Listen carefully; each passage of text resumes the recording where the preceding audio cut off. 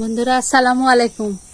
এই যে এই গাছগুলো আমি লাগাবো, গাছ মনে করেন চারির থেকে গাছ শক্তি পাচ্ছে না, এখন আমি জমিতে লাগাবো এই গাছগুলো। হচ্ছে চিনি চাম্পার গাছ।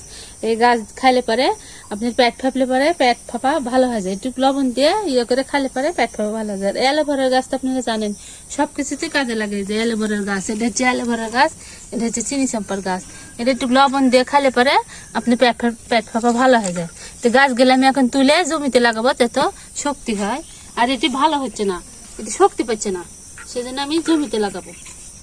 তো লাগাবো কিভাবে আপনি আমার সাথে থেকে দেখুন আমি কিভাবে লাগাই গাছগুলো।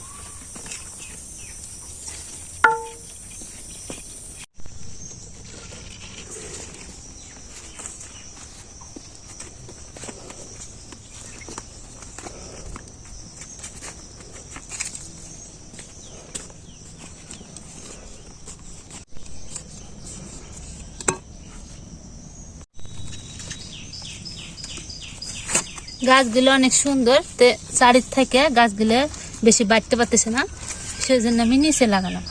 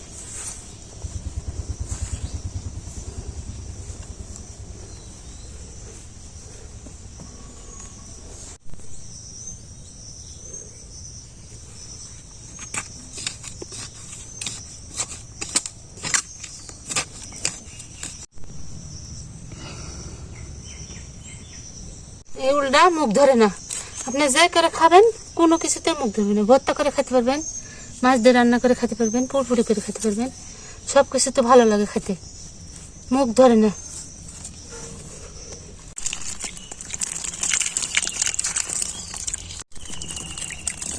বন্ধুরা আমি আশেপাশে তো গাছ লাগানো চারি ধার দিয়ে, আপনারা যদি ইচ্ছা করেন এরকম করে আপনারাও লাগাতে পারেন।